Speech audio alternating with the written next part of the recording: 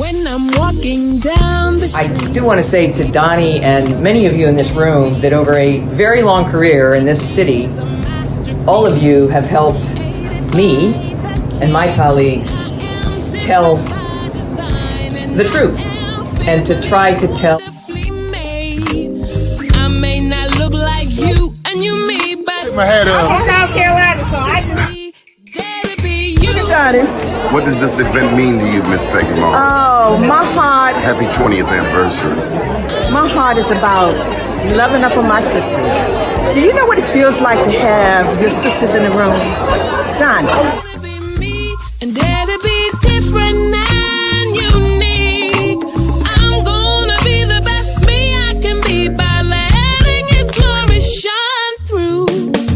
I am beautiful, I am blessed, but not just what you see in the flesh. I'm free from people, free from myself. There's a The doctor lived next door to the janitor to the reverend and the lawyer. We were together. Now we get so high and mighty that you create stress for your society because you don't like poor black folks either. That's a health problem. Get yourself together so I can stop being taking care of geriatric people and get back to pediatrics. I thank you, Doni, for all you've done. Let's keep doing it all the more. letting His glory shine through. Dare to be you, dare to be me, dare to be different and unique. I'm gonna be the best me I can be by letting His glory shine through. And I dare you, I dare you, I dare you to be you. First name's Doni, last name's Glover. In it to win it for the long haul, baby. And look at this special halo. We got some technical challenges. Chances are you talk to yourself throughout the day, whether you are aware of it or not. Everything from I'm going to be late to I love this dress, I love this suit, to I'm so behind at work has likely crossed your mind pretty often. But have you ever said such phrases out loud? If you answered yes, you're on the right side of science. It turns out that expressing some inner thoughts out loud can actually help you better conquer the present and future, and is something we should all start doing, according to Lisa Ferencz. Well, let's see what our own mental health expert has to say about it. Natasha, Pierre, good morning. Morning. How are you? Do we talk to ourselves? And if we do, of course we do. But how are we doing? How are we talking to ourselves? Well, if we're doing it in a healthy way, we are affirming and congratulating and cheering and supporting. But none of us are exempt from having some negative self-talk here and there. And it's in those moments that we need to be quick to combat that negative self-talk with something that will affirm us and propel us to our next step, our next chapter. So yes, we all talk about it, talk ourselves. And I say, sometimes I need expert advice. So that's why I do it. I'm just thinking of some of the negative things that we could say to ourselves. I'm thinking of, this is Monday morning. I hate my boss.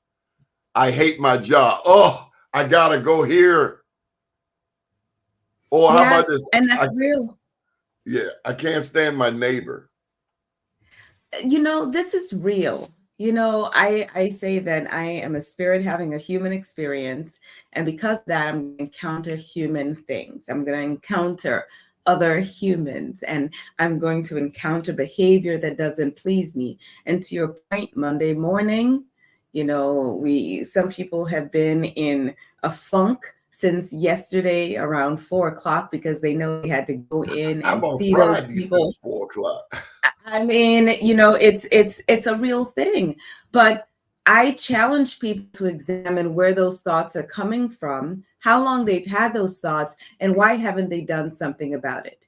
If you have routinely and consistently said, I can't stand my boss, I can't stand my coworkers, I hate the work that I'm doing, why haven't you taken the next step to drive in the exit ramp and find something that really fuels your passion, that doesn't break your soul, that you can get some more enjoyment out of it. It's not just about money.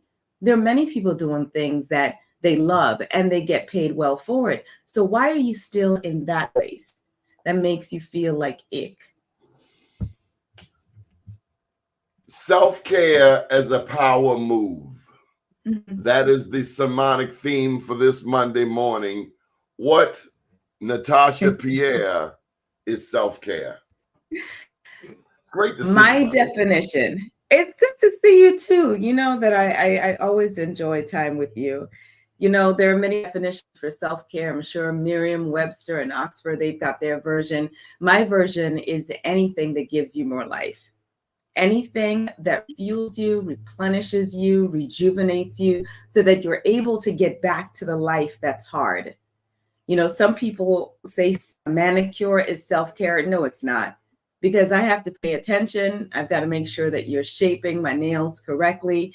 I've got to ensure that you're not nicking me. That's not self-care for me. I don't leave the salon feeling relaxed. Self-care is when I'm at the beach, as this weekend, when I can be in nature, when I can watch the waves, feel the sun, breathe in the fresh air, meditate, journal, pray, read, sing, dance.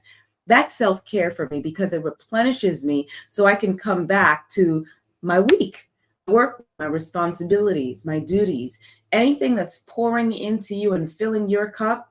That's self-care. And it looks different for every person. Now, I just have to ask you, in terms of self-care, is a red dress a part of your moniker? 100%. 100%. I would wear this color red, this shade of red, this red with the blue undertone every day if I could. It is my power color.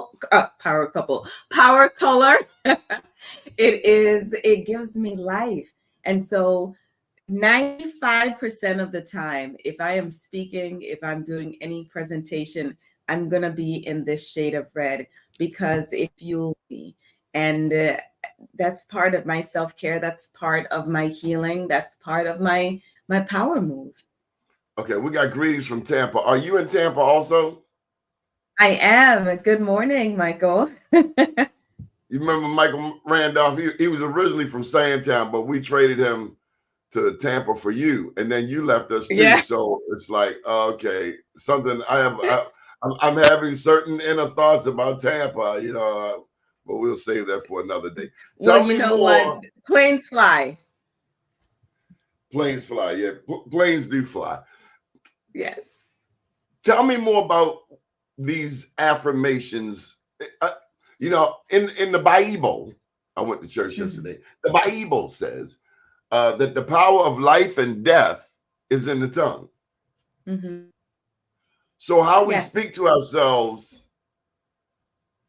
I believe in speaking life. And Very if I'm important. speaking negatively, now I cuss too. Let me just put that out there on the Christian altar. I do cuss, but I think people who cuss are honest. I think people who cuss are more likely to tell the truth. But I'm working on speaking life, not just to me, but, you know, my whole, you know, that whole Your whole tribe. Yeah.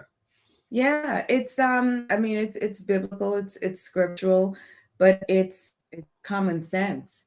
When I work with my clients, when I speak to people, many times what's holding them back is not what someone has said to them, but it's what they're saying to themselves. I'm not ready. I need one more degree. I need to get that certification. Why would anyone buy a book? Why would anyone want to hear what I have to say? Why would my story even matter? You know, I'm not ready. You know, there's other people doing this. And so it's that negative, broken record that's playing in the back of all of our minds that if we don't check it, it can keep us stagnant. It can keep us in a holding pattern, and it ultimately stalls us from reaching the places that we want to go. And it's everyone that has it. It doesn't make you bad, good, wrong, right. We're human. We have those thoughts. We live in a society that's bombarding us with negative imagery, with thoughts of why we're not good enough. And it's our job to affirm ourselves, to speak life to ourselves, to encourage ourselves in those moments. If we don't, we're going to blink, time has passed, and we're going to be looking at our life like, what do I have to show for it? Sometimes it is because of what our guidance counselor said in 10th grade. But many times, especially as we get older, all of the ways that we discount and self-select out of opportunities because of that negative self-talk. I am enough. Of course. Of course. That's what I say to myself. Enough. Yes, period. Or Period. as you know, we say in the Caribbean, full stop. Meaning there's nothing coming after that. There's no semicolon, there's no comma. There's not I am enough, comma, after I get another degree. I am enough, comma, after I lose weight. I am enough, comma, after my boss validates me. I am enough, comma, insert, pre-qualifier here. I am enough, period, full stop. It means everything that you are, everything that you have right now is enough for you to take your next step. You're not waiting on anything. You're not waiting on anyone. You're not waiting for validation. Validation is for parking. You right now, back to scripture, what's in your hand? What's in your hand right now that you can use to facilitate that next step, that next chapter? What's in your hand? And many times we make it all about degrees. My gosh, have we not yet learned that a degree is not a prerequisite for making money? A degree is not a prerequisite for happiness. A degree is not necessary to write a book. We've seen that over and over again. And again, it still plays in our mind. And this is why I say self-care, healing, that's the ultimate power move, especially for women, because we're in Women's History Month. We are. You said something so profound. So tell me more. We're in Women's History Month. It doesn't matter what the person, what others say of me. It matters what I say of me. Period. One of the affirmations that I say every day is, I only care about what my God says about me. Sounds arrogant to a person who doesn't have the connection that I have with my God. I don't care. I don't care about your opinion.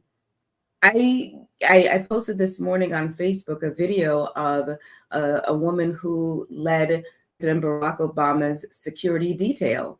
And she spoke about how there was a commander greeted every man in front of her, passed her by, and continued greeting everyone.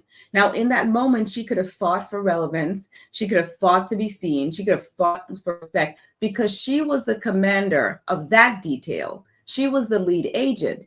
But if she took time to do that, she would be off her assignment, which was to ensure that President Obama returned from this visit alive. There's some things just don't matter. One of those things are other people's opinions, especially when they're negative. I always tell people, consider the source. Consider who's giving you the critique. Jill Scott famously said, if you can tell me what to do, you can tell me what to do. But if you can't tell me what to do, you can't tell me what to do. I'm not taking dental advice from a mechanic, unless his former life is as a dentist. I'm not taking relationship advice. If he's got a, dazzling smile. Exactly. I'm just not doing it. I mean, now, if the mechanic's smile is amazing, I may ask for, who's your dentist, who did, your thing, etc. But sometimes we have a habit of listening to that clanging cymbal, that loud voice, the one person out of the many who love us. We give ear and attention to people who don't matter. I was doing some math this weekend and, just thinking about the people who've expressed their displeasure of me or don't like me, got that number, and then I subtracted it from 8 billion, which is the number of the people on the planet. Insignificant. When you heal, when you do your self-care, when you do your work, you get to a place where you recognize that I've been majoring on the minors. I've been giving my attention to things and people that don't matter, and I need to get back on my assignment. I need to get back on my purpose. I need to get back to doing things that are fulfilling for me. And when you do that, ultimate power move. Ultimate power move. We're talking with Natasha Ultimate. Pierre, self-care as a power move, prioritizing health for career growth. When we think of our career, who else falls into that circle of influence when it comes to our career, my career? Is it parents, siblings, friends, colleagues, family, God, who? No. Definitely, for me, God, my God, me. And then I would say mentor, coach. That's really it. That's like, if I were to say who's on your board of advisors for your career, God, yourself, your mentor, your coach. Your mentor is the person who wants nothing from you but to see you succeed. And so they're pouring everything into you. They're shortening your learning curve. They're making sure that you avoid all the pitfalls that they may have encountered. They want nothing from you but to see you be great. That's their satisfaction. Your coach is the one that's going to position you best to win.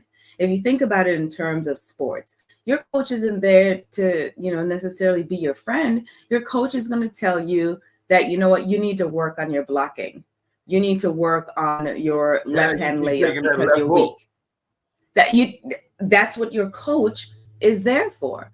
And those are the people that are on your board of advisors. Now, some people say, well, Natasha, why can't your friend be? A friend can be, but only if that friend is able to be your cheerleader. Like I say it all the time, the friends that I have in my life, if I say, you know what, I've decided that tomorrow I'm going to be a clown. They're going to pause. They'll be like, okay, are you sure? Are you positive this is what you want to do? No more speaking, no more mental health, emotional intelligence stuff. Okay. But they trust me enough to say, well, Natasha's got a plan. Natasha's going to figure out how to inspire people by being a clown because they know and trust me. Not every person in your life is a friend. Doesn't mean they're bad. It means that they're an acquaintance. It means that they go to the same faith community with you. It means that you know them from PTA, and that's fine. But they are not authorized, experienced, or equipped to speak into your life relative to your career. So I don't need a PhD. No. And people may or may not like this, but my 2-word purpose statement is being true. I am authentic. I am me, whether I'm with you or in 7-Eleven or in a bank or on TV. I'm always going to be authentic and true. I respect titles and degrees to the extent that the person is walking in that calling.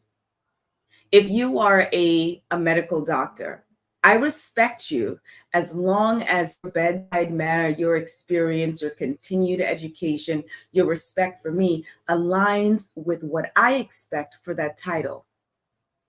If you're not walking worthy of your title, your degree, your calling, no, I'm not giving you the respect. Many like you can't be a preacher and be caught at the strip club. I mean, even if you're caught there, we can have a conversation about, what you're doing. I do believe, the gifts and callings are without repentance. I do believe. Why the preacher at the strip club, Natasha? That would be the question. Why are you there? And that's something that, they will have to talk about their family, their friends, their God. That's really not my business.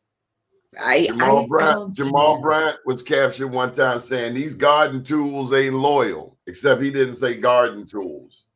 I know. These garden tools ain't loyal. You can't say that, Jamal, in the pulpit. Can you? And Doni, we've been friends for a very long time. You know that I keep it 100. I think it is important for people to examine who they follow, who their leaders are, who they emulate, who they say they respect, who they post. Now, we're all human, okay? We all make mistakes and we all make choices, and we can be forgiven, but we're also not exempt from the consequences of our actions. When it comes to me, the people in my life, I respect because I've watched their walk. I've watched the fruit of what it is that they do. Like we were talking yesterday, if I'm going to take advice from someone on starting a magazine, a newspaper, talk show, etc., it's not going to be the person necessarily who started yesterday. I'm going to reach out to Doni Glover.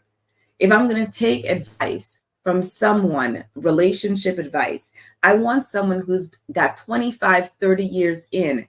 I'm not talking to the person who is still on dating apps. You got to have some skin in the game. So when I speak about mental health, emotional intelligence, I speak about things that I know. I speak about things I lived. I speak from a standpoint of not only it working for myself, but helping other people to walk that path and seeing their success too. A leader that doesn't have followers only takes a walk.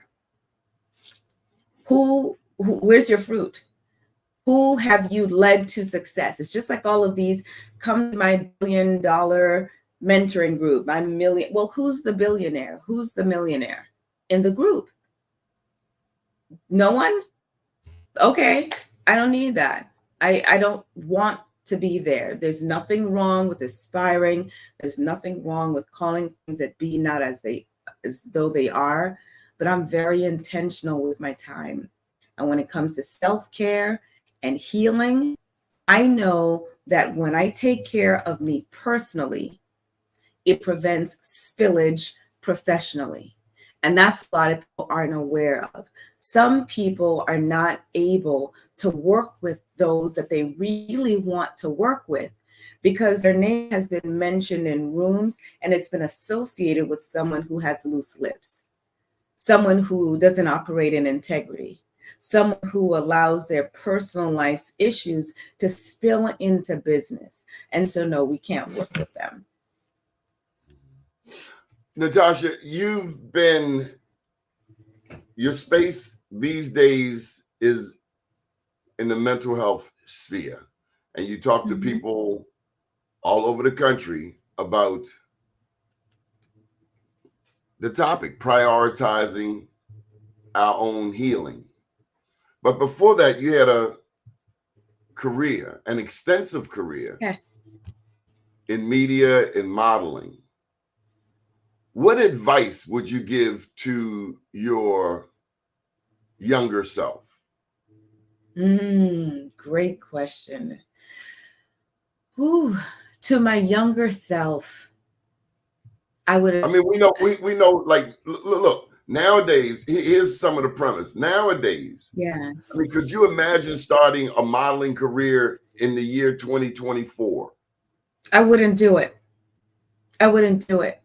And this might be my own bias, but at the time that I was modeling was a respected profession.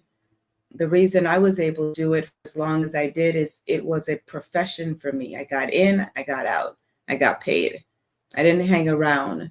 It was nothing that my job was to make the designer's clothes look really good. It wasn't about Natasha. I was a hanger. My job, especially when I would go to the magic shows, I had several designers that would fly me out there to wear their clothing. My job was to wear the clothing in such a way that orders came in. If I didn't do that, I wasn't doing a job. In 2024, everyone wants the attention. They want it for the likes. Yes, there's some money to be gained in that, but I am proud that I maintained my self-respect, that I was respected. My reputation as a model was Natasha is always going to be prepared. So if, the makeup artist has taken too long, she can do her own makeup. she's coming with hair ready, prepped to be styled. And if the hairstylist has taken too long, she'll figure it out. Came with her own kit of duct tape and sewing, a sewing kit and band-aids and everything that was necessary to ensure that when Natasha stepped on the runway, she was ready to go. The designer was going to get what they paid for. You know, I have a clip from an interview that I did recently where I said, allow your authenticity, allow your difference to be the reason why you stand out.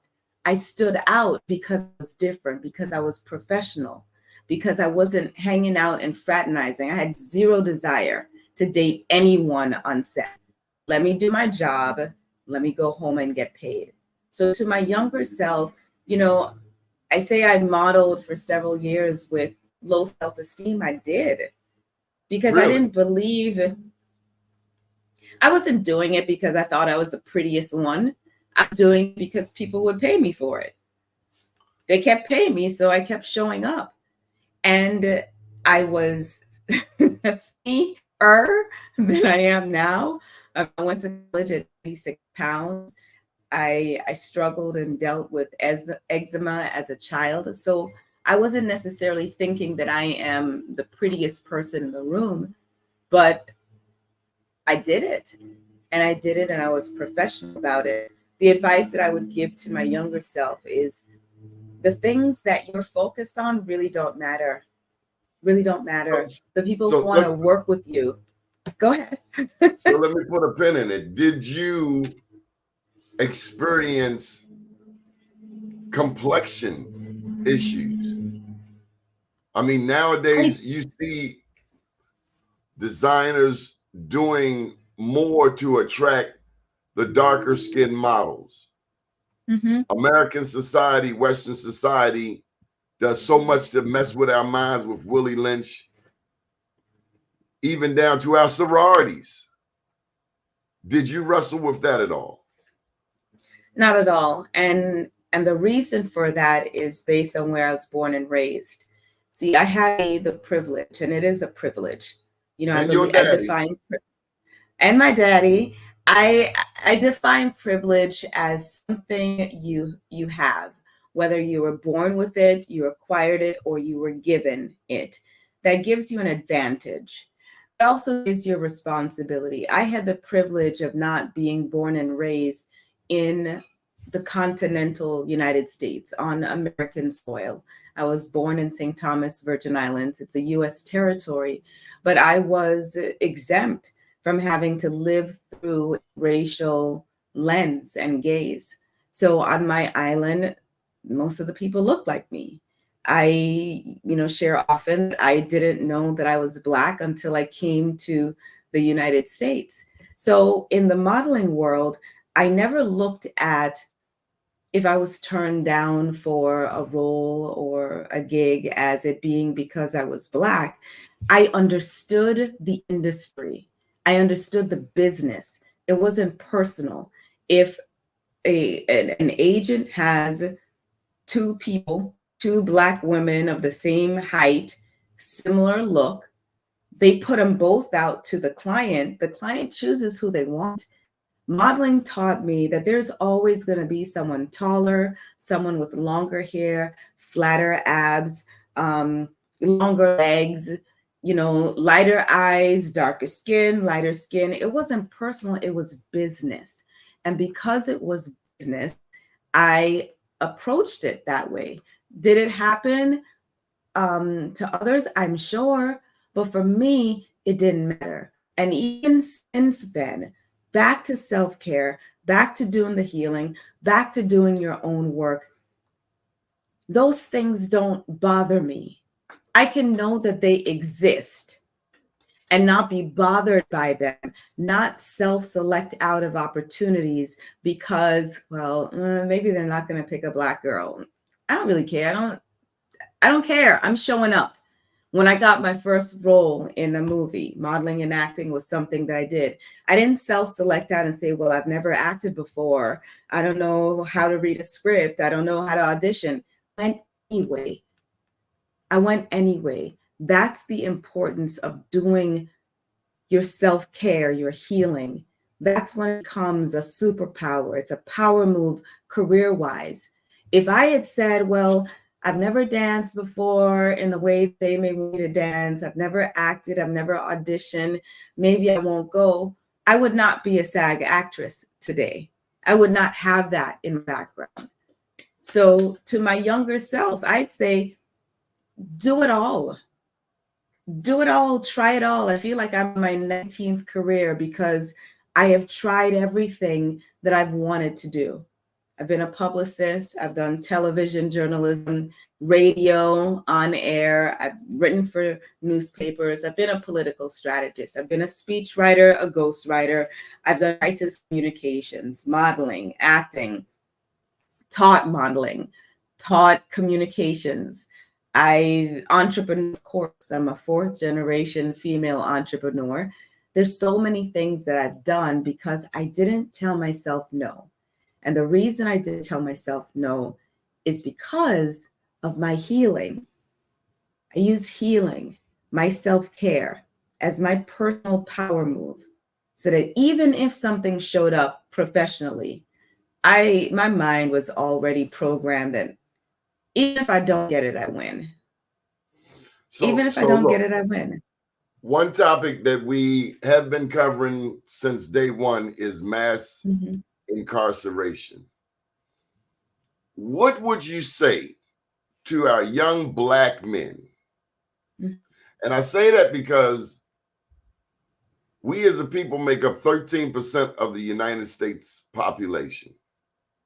Our influence is far beyond that 13%. I think we have more influence than we realize, politically, economically, sports, entertainment, of course, spiritually. Martin Luther King said that we are the moral conscience of America. But to our young men, our young Black men, and Black women are the fastest growing demographic. We make up half of the people in prison. Natasha, what can we say to our young men who may be watching this broadcast from behind the walls? What can we say to them about self-care, about self-esteem, about I am enough? First, I'd say you're loved. You're loved. One mistake, two mistakes, three mistakes, in my opinion, does not exempt you from a life that is worth living. And wherever you find yourself, you are able to do something. You are able to do and take action. And action, the acronym, is any choice that improves our nature. You're able to take action in a way that can positively impact your future. You know, this is where I've really been talking a lot about mentoring lately. And I asked myself recently, Natasha, who's next? Who's the next you? Just like Doni, I can ask, who's the next you? I really, really need all of the people who are speaking right now, who are the voices of our community, to take someone that is younger, take someone from the next generation and pour into them everything that you know. Pour into them everything that you have seen, show them their learning curve, because we won't be here forever. And so who's next? Does everything that we know die with this generation, or have we equipped the next generation to lead?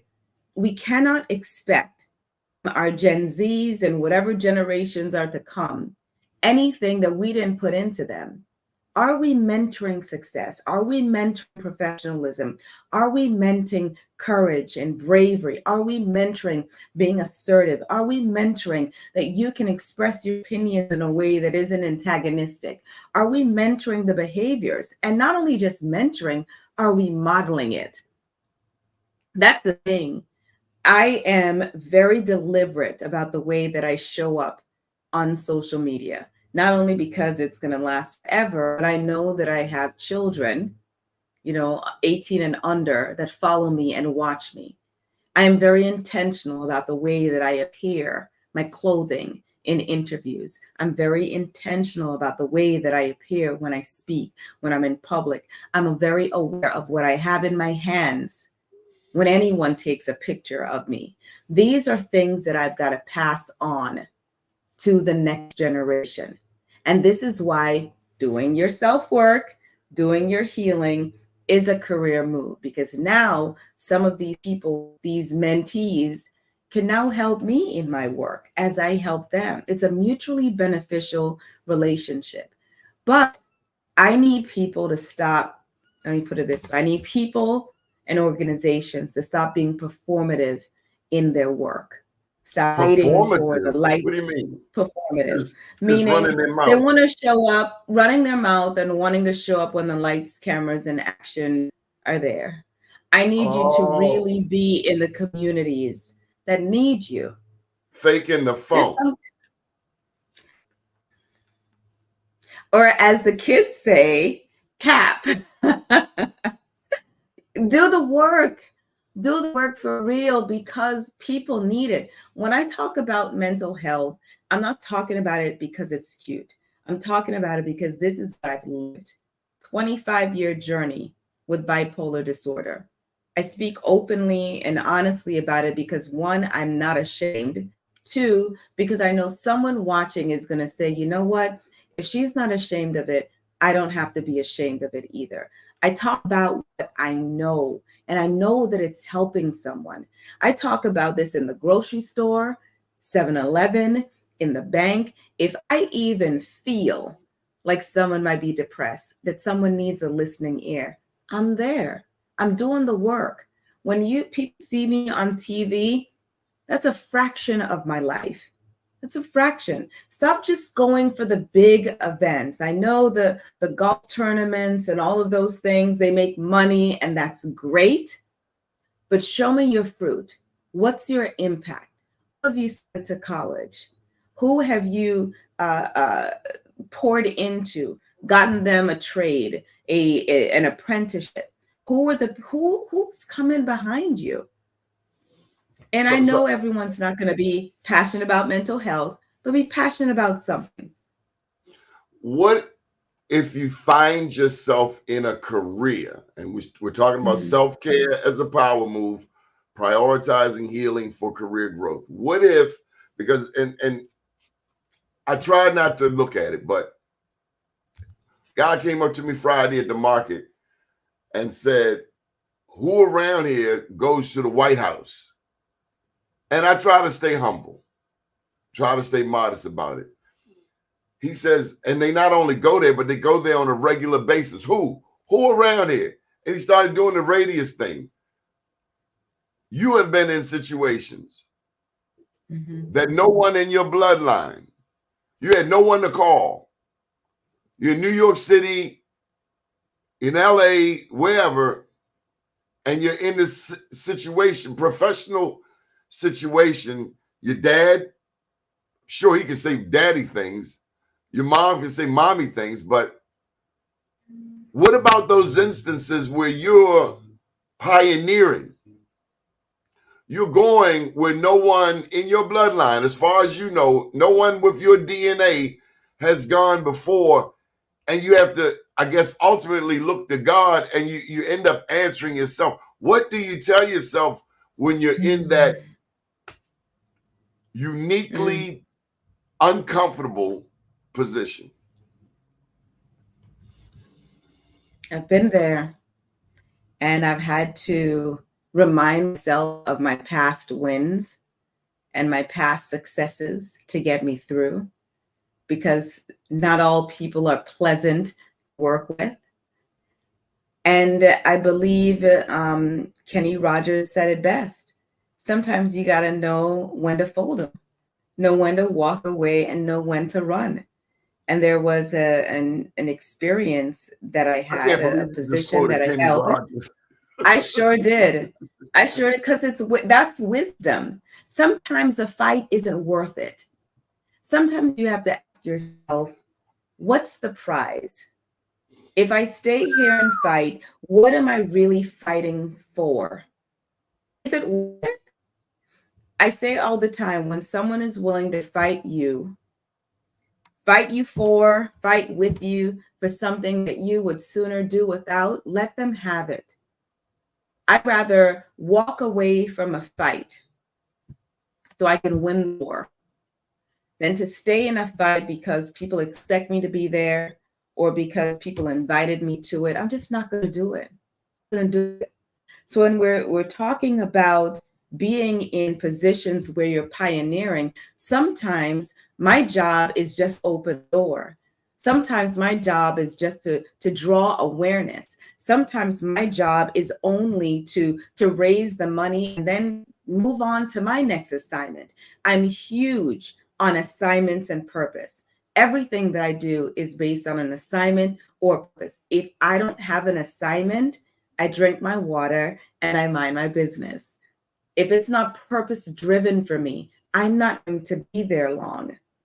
I'm not, because what's the point?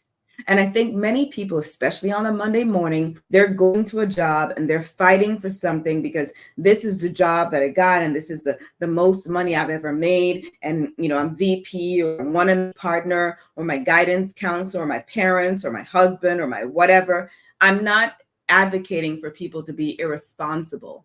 If it's something that's paying you and paying you well, great.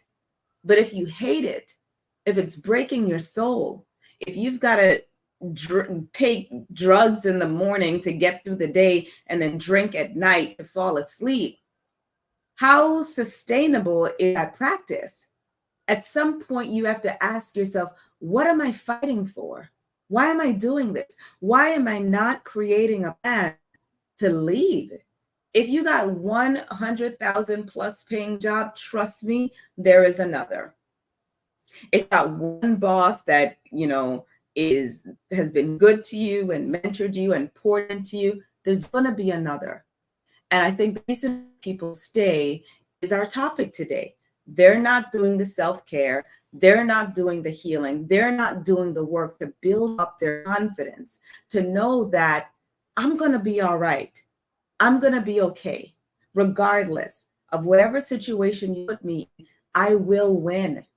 That's what resilience is. Resilience is the courage, the knowing that no matter what happens, I'm going to be okay. And I think people are staying in positions, dealing with people that they can't stand because they don't believe that it can get any better than this. So let me throw this caveat in there. Take all of what you said and put it to the backdrop of COVID and the pandemic. Has COVID exacerbated the scenario of mental health in America? Has it forced us to go to our rooms and to introspect deeply, more deeply into who we are? I think it did it for a season. Yeah, I think it did it for a season. But I believe that after periods of progress, there's a period of regression. For 2020, 2021, the world, America, we were all on the same page. Oh my gosh, it's a mental health crisis. We're depressed, we're sad, we're grieving, we're frustrated. Okay, for the first time, everyone in America, for the most part, understood what it's like to live with a mental illness, understood anxiety, understood depression and sadness at their level.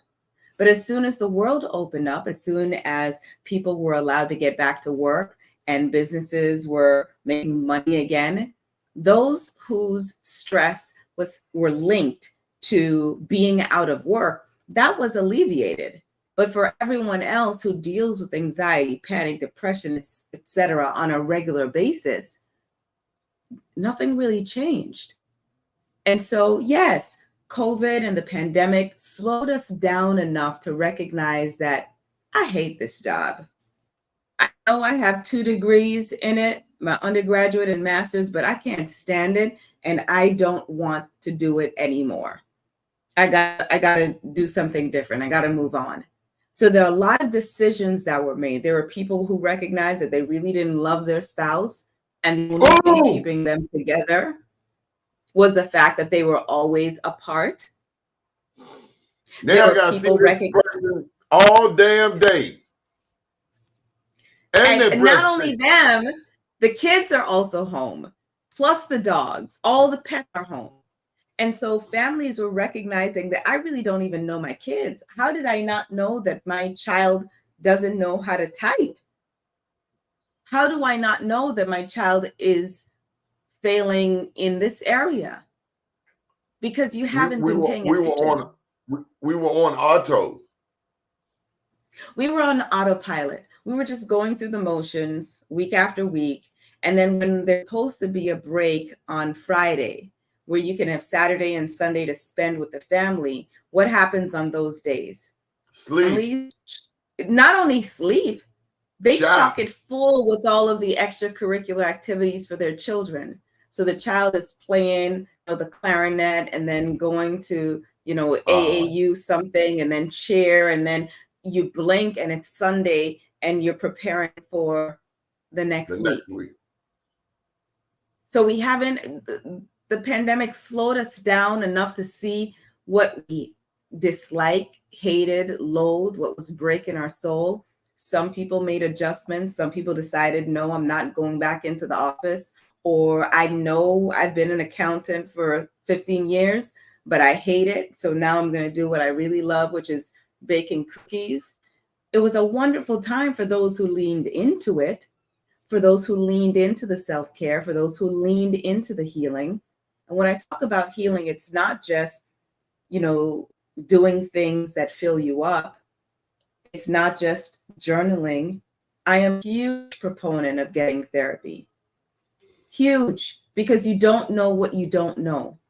You don't know all of the ways that your behavior is affecting you professionally. Everybody needs therapy in your book. Everybody. Even the damn dog needs some therapy. Everybody.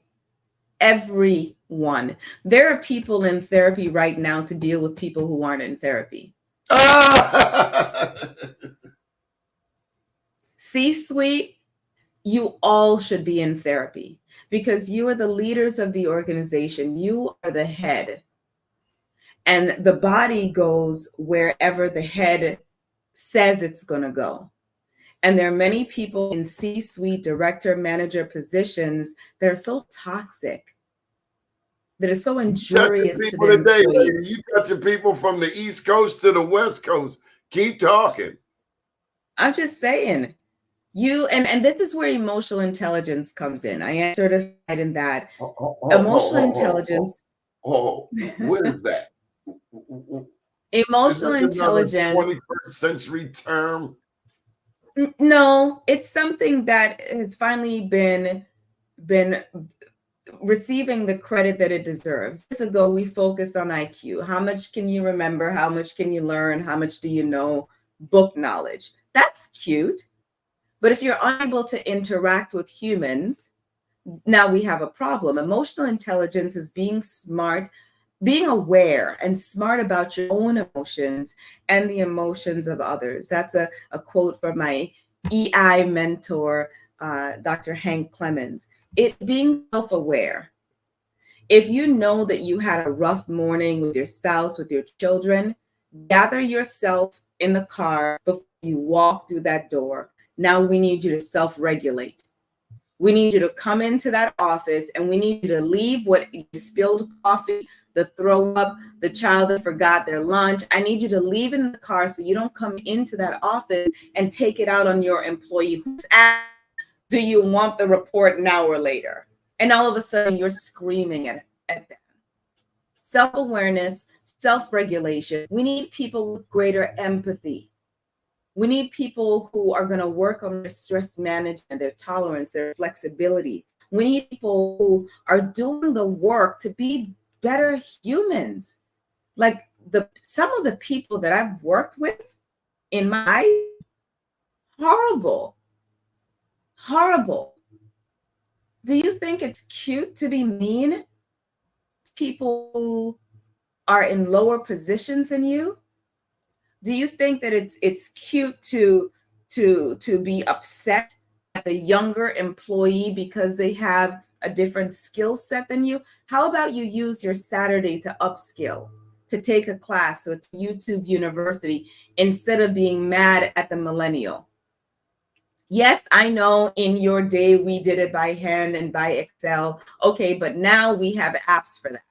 Now we have software and systems for that. How about instead of pointing out what it was like back in the day, how about you sit with that person and say, my God, you did that so fast. Can you show me how you did it? How about that? Instead of making the reason why a lot of Gen Z millennials are seemingly job hopping is because they have choices. Why would I stay and work with someone who's nasty? Why would I stay and work with someone who is intentionally trying to injure my mental health when I have a choice, when I can go somewhere? The average right now, people are staying in jobs 2 to 3 years and then leaving. They're going to get more money and they're likely going to get a better situation. I feel that space has got to be made. We've got an intergenerational workforce. We've got boomers and Gen X, Gen Y, Gen Z, millennials, everyone working together. And there's something for us all to learn from each other. But if we continue with this, they're moving me out because I'm old. You can look at it like that, or you can, upskill, find a place that's going to value your wisdom. I'm just not one for excuses. I like reasons, but I'm a problem solver. I'm a strategist. I So got to how give you can we some. make this win? I got to get some of these comments. 400 years of slavery. Black people need mental health help more than any human on earth. However, Doug is our home run king on the West Coast. He comes on this network every Thursday at 7 p.m. East Coast time. If black people get all the therapy in the world, what difference will it make if our white counterparts don't get any? Because I'm getting all cleaned up only to go back into this toxic situation with these toxic people. Can I live a healthy lifestyle if I'm surrounded by toxicity? Okay, we got one And more. You got to hear this. Don, I'm going to say something that may sound a little controversial, a little disruptive. Oh, that's what we do. Okay. I've never been a fan of DEI. Diversity, equity, and inclusion. Do tell. I think it has its place, but I think at the time that it gave rise, it was just to check boxes. Give me one man, one woman, one Black, one white, one Asian, one Latino. Give me a veteran, give me somebody disabled. It just checked boxes. At the end of the day, the work day, there was no heart change. DEI without EI, emotional intelligence, is fuel. Emotional intelligence is where the heart change comes in. It gives space for understanding and empathy. It gives space for conversations to happen. If I'm working with one of everything, that doesn't mean that I care about their life. That doesn't mean I know their experience. But emotional intelligence gives space for a conversation about, okay, let me hear what your experience is like. We all have an experience in this country. And I tell people that Lizzo said it best, my mere existence is activism because I'm Indigenous, I'm Hispanic, I'm Caribbean, America calls me Black, I'm a woman, and I identify as having a disability. All of those intersectionalities mean that I have a voice everywhere I want to be, everywhere I choose to be. And so my voice is, okay, DEI is cute. I get it. I understand why it's necessary. Yes, I can communicate. I can communicate to a company how a diverse workforce is going to impact their bottom line positively. But then I want to talk to them about intentionally infusing emotional intelligence from the top down. Because where some of our C-suite think they're being flexible and empathetic, I had someone, a C-suite person, first say, "Oh yeah, how's your mom?" Because mother had COVID. How's your mom? Okay, so yesterday you were actually out, a little bit longer than expected, and that's empathy. You heard that my mother had COVID, and you didn't even take a breath before transitioning into what you thought I did wrong. This is why people are leaving companies. People are not loyal where they don't feel safe. There's no emotional and psychological safety in these workspaces, and that's why they're leaving. They're not leaving because it's missing someone that's Latino or Black. They're leaving because the leaders top down are demonstrating that they don't care. They don't care. And so Yeah. that's why people are leaving. I mean, you down there in Florida, who down there? Rubio, DeSantis, George Zimmerman. We looking for Zimmerman. Zimmerman better not ever come to Baltimore. I'm letting you know. Shawty, don't come to Baltimore. We know what you But look here's like. the thing. Here's the thing. And I give blame where blame is due. I give credit where credit is due. That's my reputation here in Tampa. From police chief to sheriff's department to elected officials, when they are doing right, I say it. When they're doing wrong, I say it. And this is what I said recently. I am so over communities, people, residents, placing blame on elected officials to do things that we should be doing. As a community, homelessness, with as many churches as there are, faith communities as there are in America, churches are empty during the day, empty at night. What are we doing? There was one church in California that I saw during the pandemic that for all of the people bringing who lost homeless their people homes, up in my church? Oh no, we're not having any of that. and so, but isn't that what we should be doing? There's been so much talk recently about y'all can do that over there, and you ain't bringing them up in here. And that's the issue. Period. So do you want to just talk church, or do you want to be the church? Do you want to talk solutions, or do you want to actually see, going to a commissioner, going to a council member, going to a senator and saying there's too many homeless people around where I live is ludicrous to me. Why don't you get 6 of your friends, get your church together, and find a solution? We know of people who are sleeping in cars. Why don't we pool some money together and we hire off-duty police officers or security guards that will patrol the church parking lot at night so people can at least sleep in their car in safety? If that's at least we can do, why aren't we doing that? Don't tell me about commissioners not cleaning up homelessness if we're not doing anything either. Now you're acting like we're supposed to be some type of Christian nation or something. I mean, we celebrate Christmas, but it's all commercialism and capitalism. It has nothing to do with. But it's the same thing with mental health and substance use. When people talk about mental health and substance use, they talk about it as if it's a character flaw. That if you deal with anxiety or depression, there's something wrong with you. That if you have a substance use issue or challenge, there's something wrong with you. No, they're one and the same. By the time someone is in full-blown addiction, there has been a mental health situation that was the precursor to that. And so instead of talking about people who are homeless, people who are an eyesore to my community, who are reducing property values, how about we work to ensure that people have access to affordable health care? How about we do that? I got to jump in. There's an election coming up,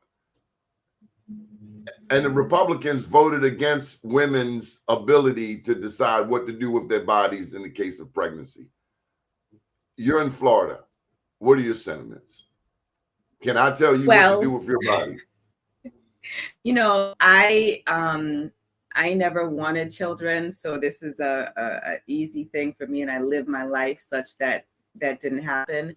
I believe that I believe the government doesn't have a role in what I do with my body. And here's the thing. If you want a say in what I do with my body, then I want you to have a say all the way around. Don't just want to have a say with reproductive rights, but you don't care about mental health. Don't just want to have a say about when I'm able to have a child and how that child comes in being, but you limit the number of times that I can see my therapist in a week. So we're either going to be all in on caring about women's health or not at all. That's just my stance. You know, we've got gaps. Florida is dead last, if not second to last, in terms of how we fund mental health care. Yeah. Did we pour a lot in during the pandemic? Yes, that was great. That's wonderful. But here's the question that I've been asking lately. Show me the impact. Show me the impact. Because when I'm still getting DMs from people needing therapists, needing resources, that lets me know that the impact isn't there. When I'm still hearing from police officers and deputies that a lot of their calls during the week, during the day, are still adjacent to mental health and substance use, that lets me know that the people who receive the funding to educate the community did not spend it wisely. And I'm saying this as a person on the ground, a person that is in the community, a person that's still getting the calls. Where did the money go? It's easy, Doni, to do 52 Zooms. It's convenient. I don't have to see or deal with anybody. You know, it's in this nice little package. I just give my information, then I go on with my life. It's much harder to go into the hard hit areas, the communities that no one wants to go into. It's much harder to go into prison. It's much harder to go into the juvenile detention centers. It's inconvenient to go into the zip codes that have higher substance and higher involuntary mental health admissions. It's more difficult and challenging to do that, but that's where work is needed. So again, I don't want to hear people blaming elected officials for things that as a community we are failing to do. I don't want to hear it. What have you done? Let's go to veterans, because I am a veteran advocate. Don't tell me you support our troops. Don't tell me that when you only support them on 4th of July, Veterans Day, and Memorial Day. Tell me what you have done for a veteran in the last 6 months, and I'll tell you whether you support our troops or not. Harsh? I don't care. I tell it as it is. We've got veterans who are homeless. We have veterans who are struggling right now. And the best you can do is a free cupcake on 4th of July. The best that you can do is a F-150 sale. That's the best you can do for people who fought for this country, for people who are still dealing with the effects of war. That's the best you can do. I don't want to hear it. And that's not a commissioner issue. That's a community issue. I thought I was with my last question. What do you think is on the minds of the people in the Gaza Strip right now? You got the Houthis, you got Hezbollah, you got the Houthis, Hezbollah, Hamas, and we haven't even talked about ISIS and the Taliban in Afghanistan. But how do we wrap our brain around this? And this was going through all through the holidays, but it began October 7th when Palestinians invaded Israel. People got kidnapped. There's still information coming forth. Just Friday, I saw where they were saying that some of these soldiers from the Gaza Strip raped men and women. These reports vary depending on the reporter. What do you think the people, and then even in the President's State of the Union, he talked about setting up a food port to get food into the Gaza Strip, where over 28,000 people in Palestine have been killed. How do we wrap our brain around this amidst Ukraine and their need for billions and billions of dollars. That is apparently a priority. Not that's more of a priority than fixing the streets of Baltimore, fixing. I mean, we got some serious potholes. We've got schools with no air, no heat. We've got.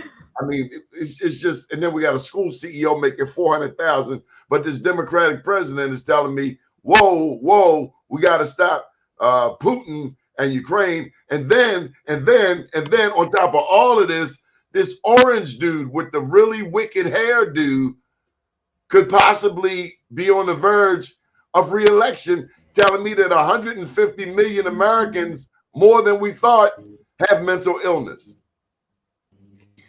You are you're so special. You're so special. That's why you're one of my great friends. First, I believe language matters. And Palestinians didn't invade and attack. It was a sect of Palestinians. That's Hamas. I think that we all need to acknowledge that there are extremists in everything. There are extreme Christians, there are extreme Muslims, there are extreme women, there are extreme men. There's in anything, they're not all one kind, one type, one way of thinking. They're not. They're Christians that I don't identify with at all. So with that said, with that being the foundation, I know how impactful, hurtful, traumatic war can be, not just from veterans that I work with and speak with, but for people who have been in those environments. Ceasefire is what we need. Here's the thing, Doni, and for as long as you've known me, you know this is me.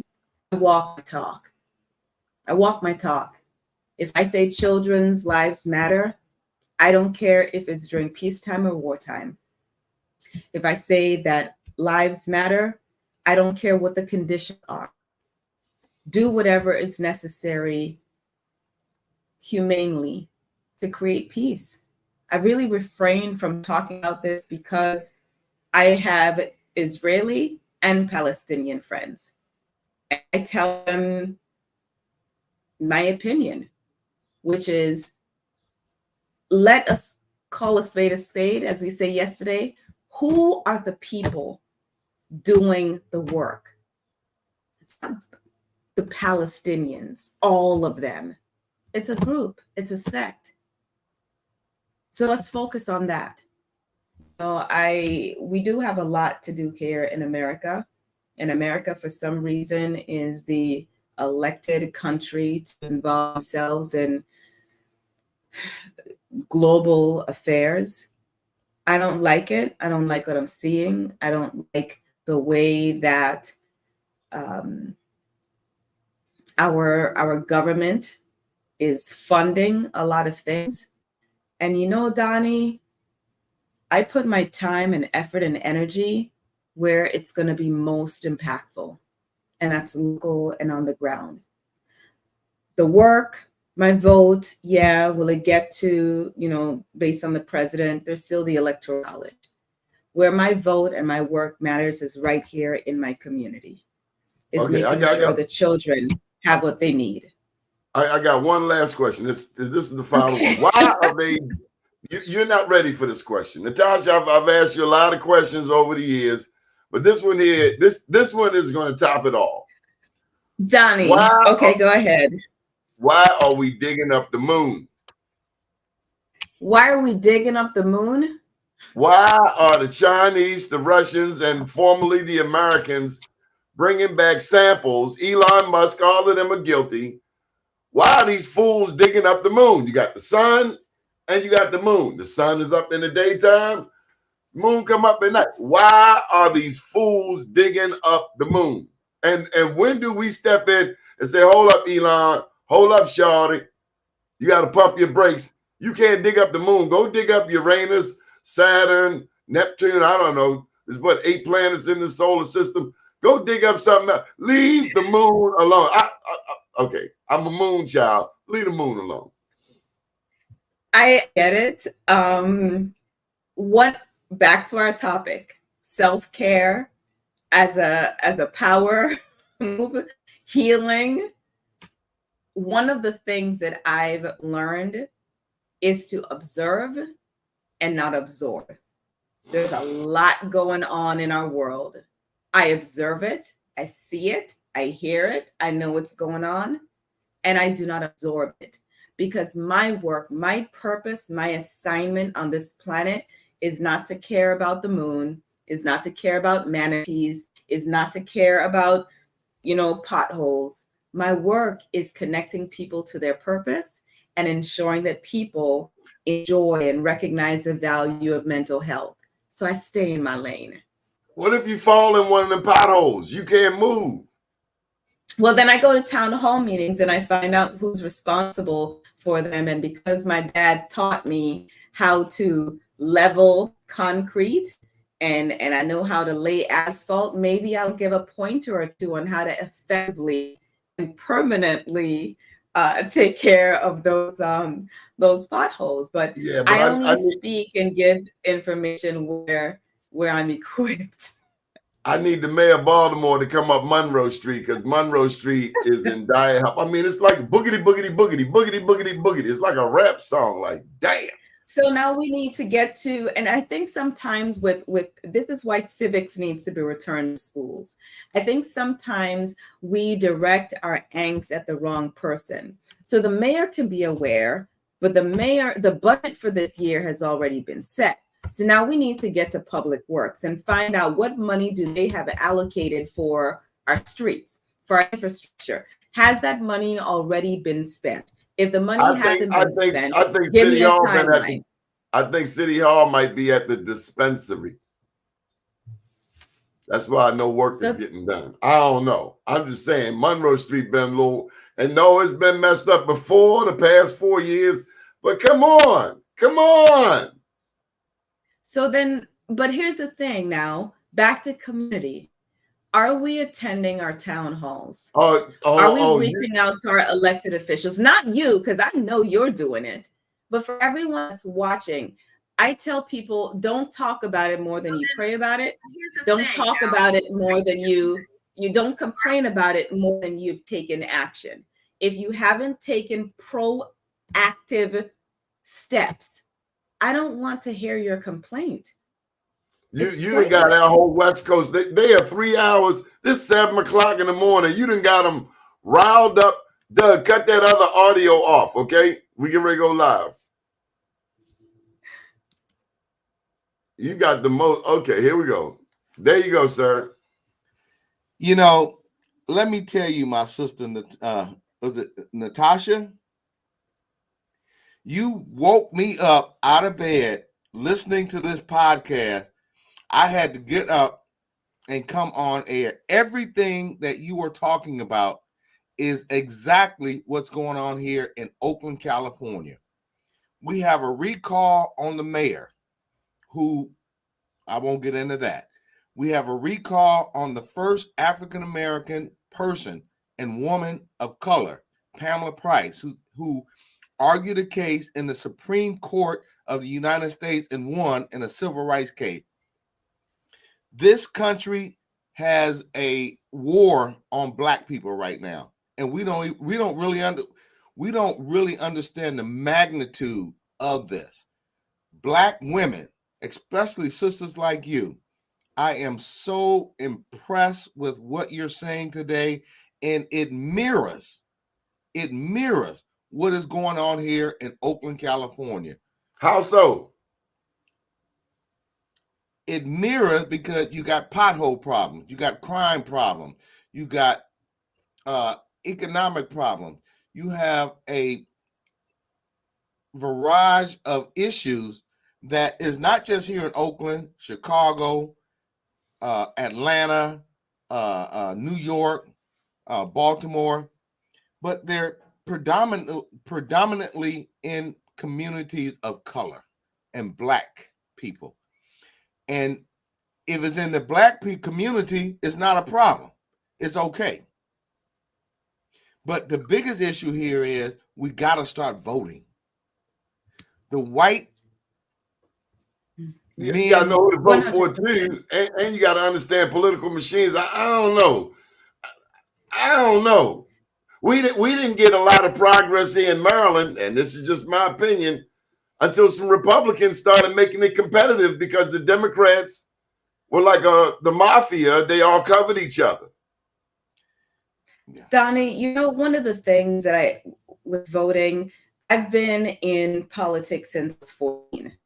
So I was on the Youth for Roy Snyder, who eventually became a governor in the Virgin Islands. I've been involved in politics for many, many years.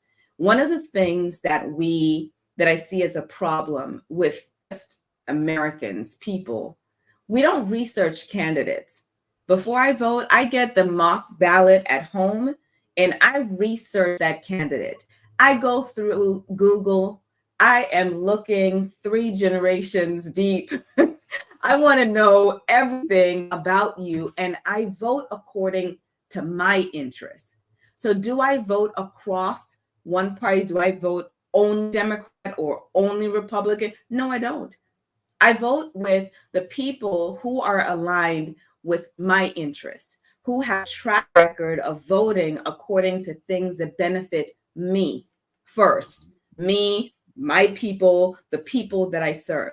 And people aren't doing their homework. What they're doing is they're listening for someone's highlight reel. They're listening to what their friends have said, and they lazily go into the voting booth and they're like, oh, well, I guess I'll do it because I want to post my sticker on social media. So I'll just circle these boxes. And so we get what we get. How could these women vote against their own interests? That's what I'm trying to get about the white women, in particular, when it comes to Roe v. Wade. How do you vote against your interests as a woman, letting this moron tell you what to do with your body? You cannot do it in this state. If you do it in this state, I'm going to lock your hind parts up. And also, in vitro fertilization has been outlawed in certain places. And so if you do that, I know you're trying to have a baby, but I don't care. So it's confusing. It's baffling. I mean, I don't know what these damn people believe, but I cannot believe that women are voting against their own interests. They reversed Roe v. Wade. Hello. But here's the thing. You've got to look at the impact that religion and capitalism play. And many people think that religion is just, just something. No, religion there's a lot of politics, people because I won't let you do what you want with your body, but I won't feed the homeless. You see, and that's what I'm talking about. It's a a la carte buffet style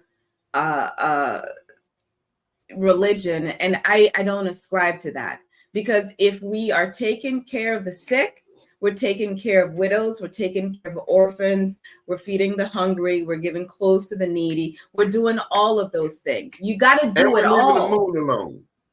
I can't pick and choose, but here's the thing. When it comes to voting, many people focus so much on the presidential election, and we should, but there's an electoral college that is still in place that can look at the popular vote and say, no, we're going to go a different way. Where you are going to feel it most is in your property taxes. You're going to feel it see it in your roads. You're going to see it in your infrastructure, in your insurance prices. Here in Florida, homeowners insurance is insane. Car insurance, insane. That's where you're going to feel it. But here's my thing. We cannot complain without having a solution. We cannot complain if we're not ready to take decisive, intentional, proactive steps. Who are we talking to? Going to the barbershop or to the hair salon and whining and fussing and complaining about it to people who have no power means nothing. Get to your town hall. Do your commissioners know your name?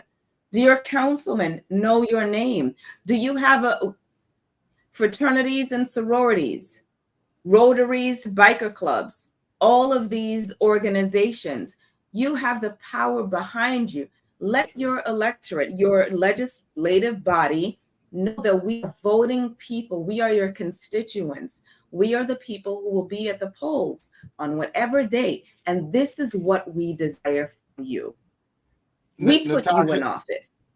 Natasha, let me say this, and everything you said is true. A lot of stuff we can't do nationally, but locally in our cities and in our counties, in our state. I'm a California Democratic delegate. I'm an Alameda County Central Committee, Alameda County Democratic Central Committee member. I'm an Oakland East Bay Democratic executive member.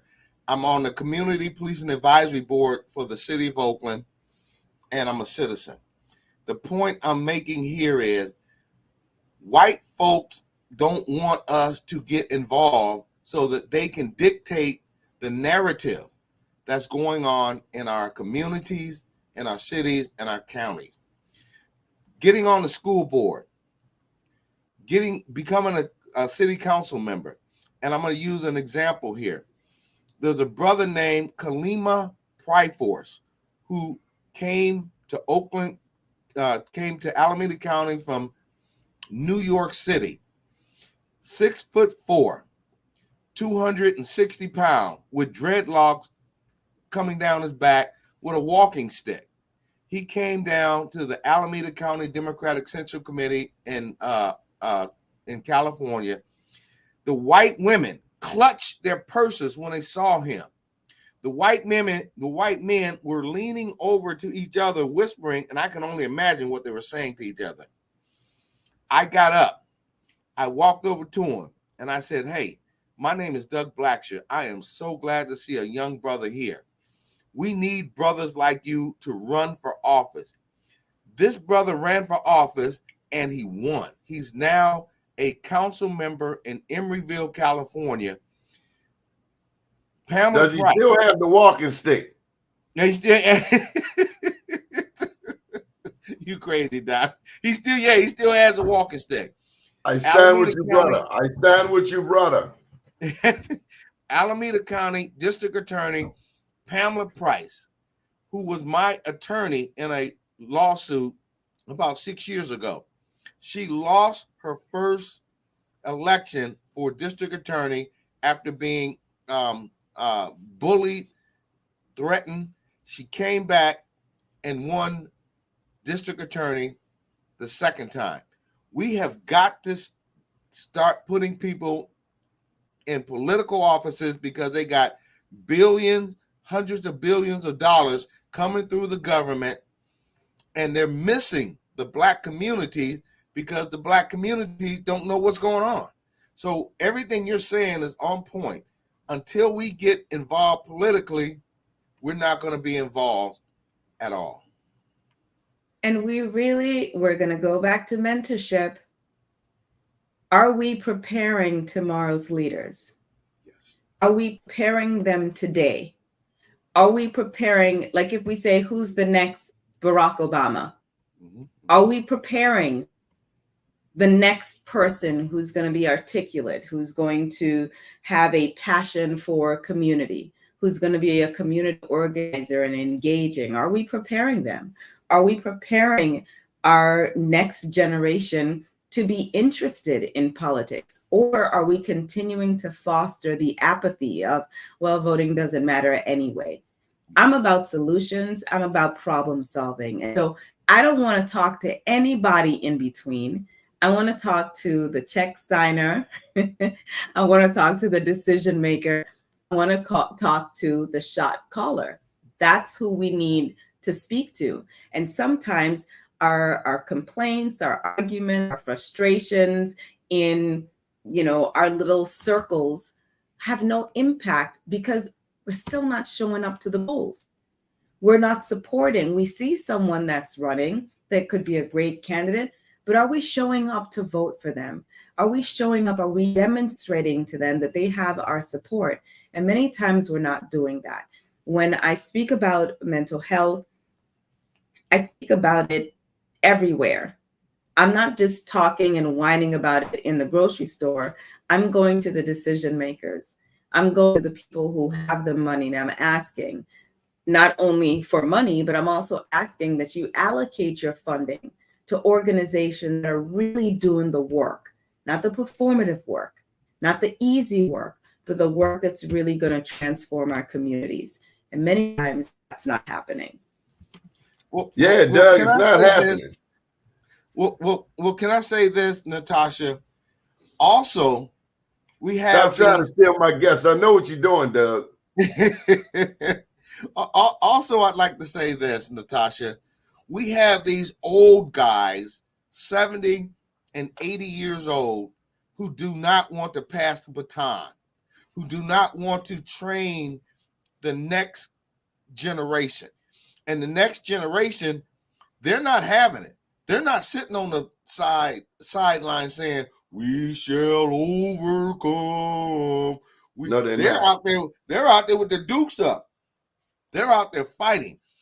In Oakland, California, I just recently had a press conference against the Oakland branch of the NAACP because the Oakland branch of the NAACP supported the previous mayor, Libby Schaaf, who pimped this city for 8 years. 8 years. They upheld her.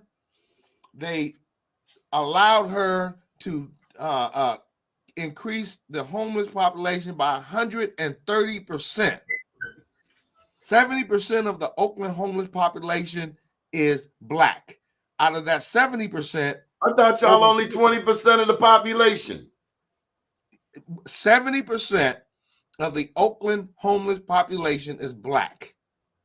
Out of that 70%, over 50% is senior citizen. Over 50%.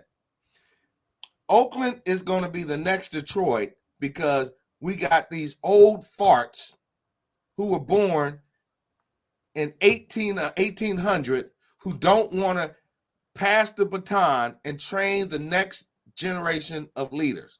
It's like they want to live out their 30s and their 80s. And Fighting these young for people are not relevance. just still on the sideline. People are fighting for relevance. They're fighting for space. And you've got to know when your time is up. There's a reason why I'm not still modeling. Let the younger people have that. There's other ways that I can be impactful. There's a reason why I'm not doing certain things. It's because let someone else do it. I've got other assignments, other things that I can be doing. And so I think that there's a generation, the boomers. I'm not saying that you don't have value. I'm saying that there's a place where your wisdom can be better utilized. So move. We've got a generation coming up that knows technology, that can do things faster than you can do, that have new ideas, fresh ideas. Well, you know what? Cursive, hey, get them an app, right? I still write in cursive, but here's the thing. There are things that were taken out of schools that need to go back, like civics. Like prayer. But, I have to say, allow people to pray to who they want to pray to. And might be controversial, but this is Natasha. My relationship with my God is so intimate. I don't talk about it because it's me and my God. In the same way that I don't expect people to be on platforms talking about the intimate parts of their marriage. That's between the two of you. I also don't expect people to be trying to tell 3 or 4 or 5-year-olds about sex. Well, absolutely. That's a job for a parent. Now, here's the thing. When it comes to decisions that a parent is making for their child, I 100% stand with that. What I'm not for is trumping up things because you're bored, attacking books because you're bored. I'm not for that at all. Where there's a Natasha, legitimate concern, we address it. I'm not for them messing with Fannie Willis because she's not on trial. Mess with Orange Man with the wicked hairdo, the helicopter dude. This is humans are moved by shiny objects. Okay. If I was pre-law in college and I actually wanted to be a defense attorney, and I love Law and Order SVU, and I know if you can razzle dazzle over here and divert attention, then you won't see my sleight of hand over in this area. What I want from people, from adults, is to seek out education for themselves. I told you this yesterday, Doni. At this point, ignorance is a self-inflicted wound. There's so many ways to obtain information, to really know what is happening in our world, that if you're only getting your highlight reel from Facebook, you're derelict. You're derelict. Go beyond page 1 of Google. Go to different sources. Go to opposing sources. See, for me, I'm not concerned. I can watch CNN, Fox, MSNBC. I can look at all of them and I can form opinions for myself because back to our topic, I've done the healing, I've done the self-care, I've done the work. So I'm able to form my own opinions. Critical thinking. I've done that. There's reading and there's comprehension. If you look on social media, you see it every time. Some people respond to things. I'm like, well, what did you read to give that response? Reading and comprehension, it's not happening. We're seeing it in our adults. So if it's happening with the adults, what do you think is happening with our children? What we need to be doing today is preparing tomorrow's senators, preparing tomorrow's commissioners and congressmen. Or what are we going to have? We're going to have a same problem where we're choosing between two people who are 80. Choosing between the lesser of what are we in? Where are the 40-year-olds? Where are the 50-year-olds? You know where they are? They were not prepared. They were not ready. And so unless we want to have the same issue in 30, 20 years, we need to start preparing them now. Doug. It's 10:32. We got to get up out of here. Okay. I'm going to give you one more, but we got to go. Come on. I'm going to say this, and I'm going to go back to sleep because I got some stuff to do later on today. It's 7 o'clock here in California. One thing we have here, we have these old ass black gatekeepers who are trying to relive their youth, and they don't want to pass the time. So the word for the day is get rid of the old ass black gatekeepers. Man up, do what you're supposed to do, which is be a wise counsel instead of an old ass leader. Excuse my language, but that's the problem we're having here in California. These 70 and 80-year-old and I'm fighting them every day. When I come into a meeting, Natasha, they see me, they go, oh, hell, here he comes. Because but you know where that comes from? That comes from insecurity. Gatekeeping comes from insecurity. It says that I can't have power and you have power. Right. So I got to make sure that I keep you out. If you have a voice, then my voice might be diminished. And then what happens to me? And that goes back to our title. When you do your self-care, when you prioritize healing, you are so confident in who you are that no matter what happens, you know you will win. Gatekeeping, it's Women's History Month. So here's my final note, Doni. I need women to stop being gatekeepers as well. I need women to stop making it harder for other women. I need women to share salaries. I need women to give the inside scoop. I need women to tell they get their lashes and their clothes and their nails. I need women to be in places and positions where they are supporting other women.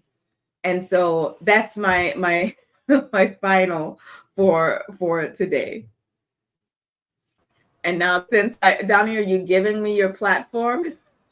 I am, and make sure you give them your contact information and end off with Good Morning World. Absolutely. I am Natasha Pierre. I am a life and career strategist, mental health educator, and I want to see you win. I'm always team woman. You can visit me at natashapierre.com. I'm on all social platforms at Natasha Pierre Official. And Doni, am I signing off with Good Morning World? If that's what it is, Good Morning World.